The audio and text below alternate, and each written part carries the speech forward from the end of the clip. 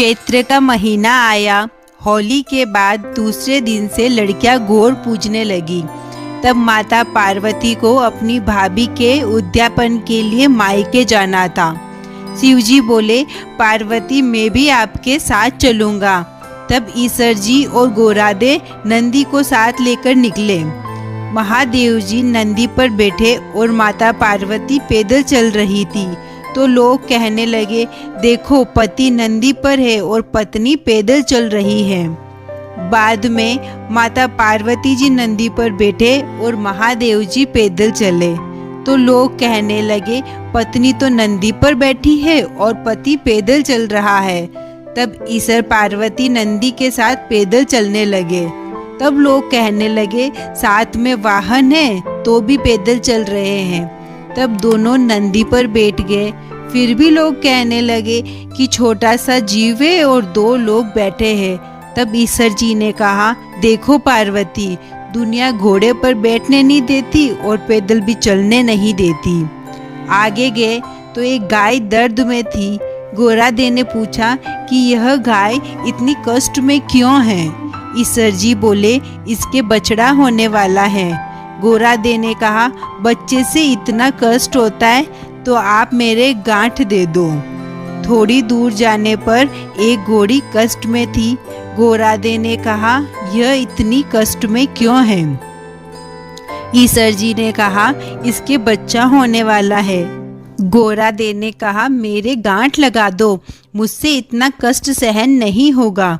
ईसर जी बोले, आगे चलो। आगे जाने पर राजा की नगरी में उदासी छाई हुई थी। ढोल नगाड़े पड़े थे। गोरादे ने पूछा, यहाँ सब उदास क्यों हैं? ईसर जी ने कहा, यहाँ रानी के कुंवर होने वाला है। यह सुनकर गोरादे ने कहा, बच्चे के लिए इतना कष्ट सहना पड़ता है तो मुझे बच्चा नहीं चाहिए, मेरे गांठ लगाओ तो मैं आगे चलूं। गोरादे की जिद के वजह से ईसर जी को उनके गांठ लगानी पड़ी। गोरादे के मायके पहुंचने के दूसरे दिन घनघोर थी।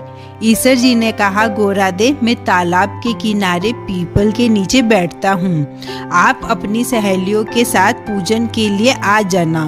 सुबह होते ही औरतें पूजा के लिए आने लगी। ईसर जी ने सबको सुहाग बांट दिया। थोड़ी देर बाद जब गोरादे अपनी सहेलियों के साथ आई तो उन्होंने देखा कि ईसर जी ने पूरा सुहाग बांट दिया। तब गोरादे ने कहा, हम तो अब आए हैं, आपने सुहाग पहले ही बांट दिया। तब ईसर जी ने कहा कि गोरादे, आप अपनी छोटी उंगली से सभी पर सुहाग के छींटे दे दो। गोरादे ने सुहाग के छींटे दिए। जिसके सिर पर ज्यादा छींटे पड़े उनके सुहाग की उम्र लंबी हुई। किसी को हथलेवा का पाप लगा, किसी की चुनरी पर छींटे गिरे तो किसी के चूड़े पर गिरे। ईसर जी, जिनके सुहाग की उम्र लंबी हुई वैसे सबके हो और जिनको हथलेवा का पाप लगा वैसे किसी को ना लगे। ईसर जी गोरादे घर आए। ईसर जी खाना खाने बैठे तो पूरे घर का खाना खा लिया। जब गोरादे खाना खाने बैठी तो खाना ही नहीं बचा तो उनकी माँ ने 8 आटे के फल, 2 बथुआ की गोली और लोटा भर पानी पिलाकर विदा किया।